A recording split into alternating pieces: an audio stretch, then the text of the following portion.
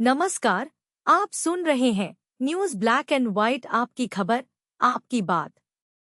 देश विदेश और प्रदेश के मुख्य समाचार। प्रधानमंत्री नरेंद्र मोदी ने पुरुलिया में टीएमसी सरकार पर जंगलराज का आरोप लगाते हुए दावा किया कि बंगाल में भाजपा सरकार तय है। उन्होंने कुड़माली और राजबंशी भाषा को संविधान की 8वीं अनुसूची में शामिल करने की दिशा में कार्य करने का आश्वासन दिया। पीएम ने महिलाओं को सालाना 36,000 रुपए और किसानों को पीएम किसान सम्मान के तहत 9,000 रुपए देने का वादा किया, साथ ही महिला सुरक्षा पर जोर दिया। पश्चिम बंगाल के झाड़ग्राम में एक चुनावी जनसभा को संबोधित कर लौट रहे पीएम मोदी अचानक सड़क किनारे स्थित एक छोटी सी झालमुड़ी की दुकान पर रुक गए। प्रधानमंत्री का काफिला अचानक रुकते ही वहां मौजूद जनता और सुरक्षाकर्मी हैरान रह गए। प्रधानमंत्री ने गाड़ी से उतरकर सीधे बिहार के गया जिले के रहने वाले विक्रम साहू की दुकान का रुख किया और सहज भाव से कहा कि बढ़िया झालमुड़ी बनाओ। विक्रम ने मिर्च, मसाले और अचार के मेल से पीएम के लिए खास झालमुड़ी तैयार की। स्वाद चखने के बाद प्रधानमंत्री ने मुस्कुराते हुए कहा, बढ़िया बना है। पास खड़े छोटे बच्चों को अपने पास बुलाया और उन्हें अपने हाथों से झालमुड़ी खिलाई। इस दौरान वहां मौजूद स्थानीय महिलाओं से भी उन्होंने मुलाकात की।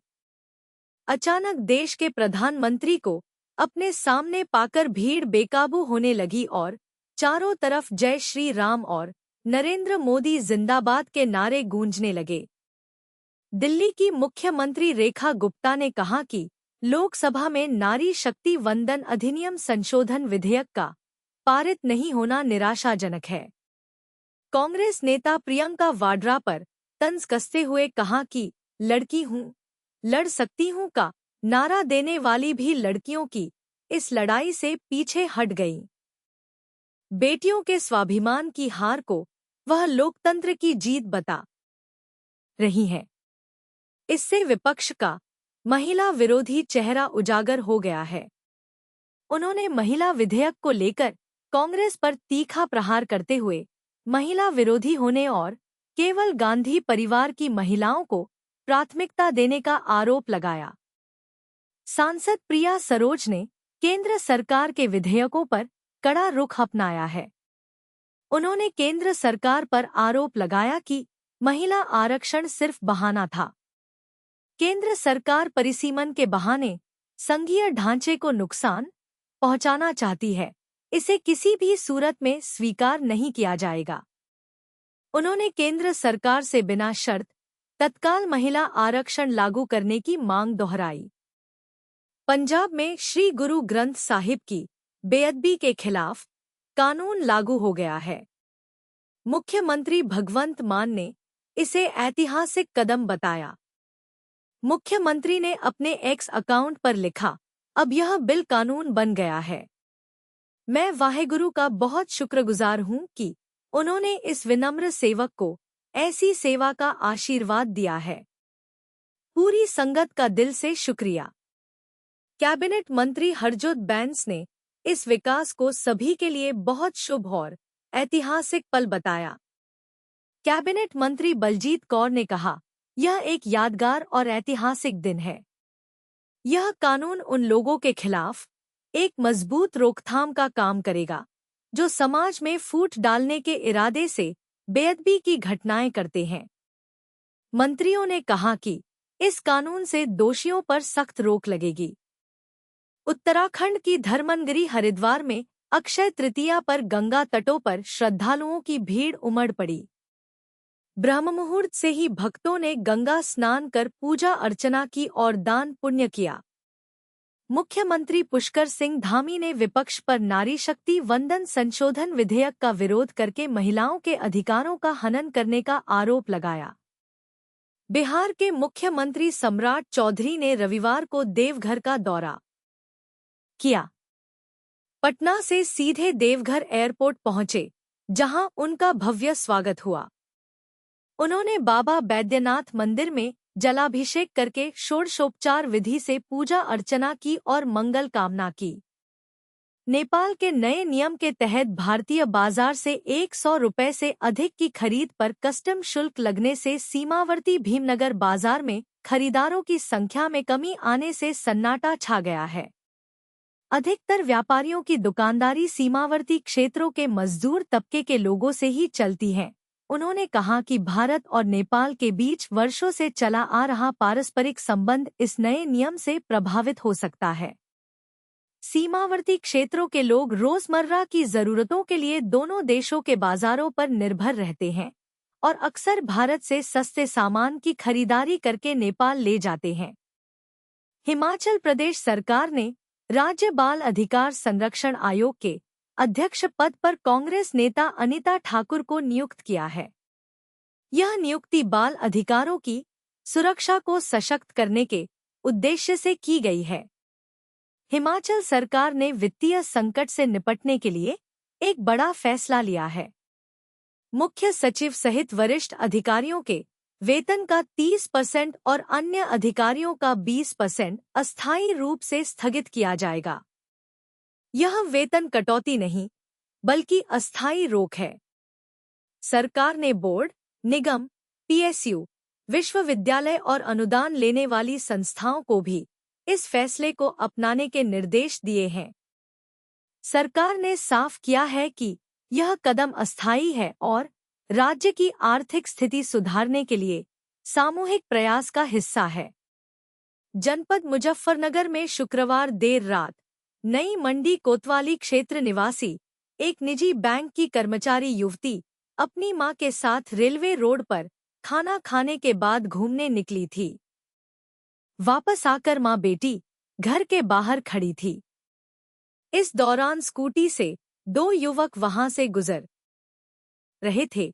युवकों ने उनको घर के अंदर जाने को कहा। बात कैसे शुरू हुई, परंतु वायरल वीडियो में युवकों से ज्यादा युवतियों की भाषा सम्मानजनक नहीं है। किसी के बारे में जाने बिना अनजान से इस तरह का वार्तालाप करना कहां तक उचित है। नई मंडी कोतवाली प्रभारी ने कहा कि मेडिकल में आरोपी युवकों का शराब का नशा करना नहीं आया है। युवतियों के शिकायत पर पुलिस ने शांति भंग में चालान किया और युवकों को सिटी मजिस्ट्रेट के यहां से जमानत मिल गई। सोशल मीडिया पर वीडियो वायरल होने के बाद यह मामला डीजीपी लखनऊ पुलिस मुख्यालय तक पहुंचा है। बताया कि डीजीपी कंट्रोल से सूचना मांगी गई। उद्योग व्यापार प्रतिनिधिमंडल उत्तर प्रदेश के बैनर तले पश्चिमांचल विद्युत वितरण निगम लिमिटेड पीवीवीएनएल के अंतर्गत आने वाले 14 जिलों के व्यापारी मेरठ में ऊर्जा भवन स्थित प्रबंध निदेशक कार्यालय पर धरना प्रदर्शन करेंगे। मुस्लिम रक्षा दल के राष्ट्रीय अध्यक्ष यूनुस सैफी ने भी स्मार्ट मीटर के विरोध में लोगों से शपथ पत्र इकट्ठा करना शुरू कर दिया है। इसके बाद एमडी कार्यालय पर विरोध प्रदर्शन किया जाएगा। स्मार्ट मीटर के विरोध में लगातार धरना प्रदर्शन किया जा रहा है। इसके बाद भी लोगों को कोई राहत नहीं मिल रही। डीएवी इंटर कॉलेज में एनसीईआरटी की पुस्तकों के स्टॉलों को लेकर स्थानीय किताब विक्रेताओं ने भेदभाव का आरोप लगाते हुए जमकर विरोध प्रदर्शन किया। विवाद और हंगामे के बीच कॉलेज की व्यवस्था पूरी तरह चरमरा गई। किताबों की उम्मीद में आए सैकड़ों छात्र छात्राएं कड़ी धूप में लंबी कतारों में खड़े रहे। दुकानदारों और कॉलेज प्रशासन के बीच तीखी नोकझोंक के कारण छात्रों को घंटों इंतजार करना पड़ा। कॉलेज के प्रधानाचार्य ने विरोध कर रहे दुकानदारों को समझाने का प्रयास किया। उन्होंने बताया कि माध्यमिक शिक्षा के संयुक्त निदेशक के पत्र और शासन के निर्देशानुसार ही छात्रों को सुलभता से किताबें उपलब्ध कराने के लिए अधिकृत विक्रेता के माध्यम से स्टॉल लगाए गए थे। सूचना पर पहुंची सिविल लाइन पुलिस ने स्थिति को नियंत्रित किया। माहौल बिगड़ता और विवाद को बढ़ता देख कॉलेज प्रशासन ने स्टॉल हटवाने का निर्णय लिया। पिछड़ा वर्ग आयोग की नवनिर्वाचित राष्ट्रीय अध्यक्ष साध्वी निरंजन ज्योति ने उद्योगपति अमित प्रकाश और सुनयना प्रकाश के आवास पर पहुंचकर ओबीसी वर्ग की सामाजिक, शैक्षिक और राजनीतिक भागीदारी को सशक्त बनाने पर चर्चा हुई। इस बात पर विशेष बल दिया कि समाज की वास्तविक उन्नति तभी संभव है जब महिलाएं केवल सहभागिता तक सीमित न रहें। साध्वी ने कहा कि महिलाओं को निर्णय प्रक्रिया, सामाजिक नेतृत्व, शिक्षा, स्वरोजगार और राजनीतिक प्रतिनिधित्व में प्रमुख स्थान दिलाना समय की सबसे बड़ी आवश्यकता है। महिलाओं की आत्मनिर्भरता, सम्मान और नेतृत्व क्षमता को राष्ट्र निर्माण का महत्वपूर्ण आधार बताया। भारतीय किसान यूनियन तोमर ने किसानों की उपेक्षा और फसलों के उचित दाम न मिलने से आक्रोशित राष्ट्रीय अध्यक्ष संजीव तोमर ने संगठन के राष्ट्रीय कार्यालय पर आयोजित महत्वपूर्ण बैठक में आगामी 28 अप्रैल को हरिद्वार वरिष्ठ पुलिस अधीक्षक एसएसपी कार्यालय पर विशाल पंचायत करने का ऐलान किया है। संगठन ने सरकार को चेतावनी दी है कि यदि किसानों की मांगों को अनसुना किया गया तो आंदोलन और उग्र होगा।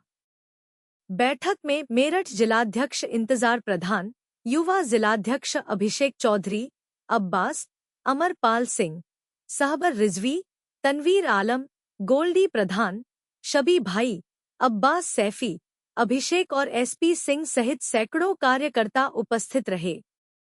न्यूज़ ब्लैक एंड व्हाइट के साथ समय देने के लिए धन्यवाद। जय हिंद।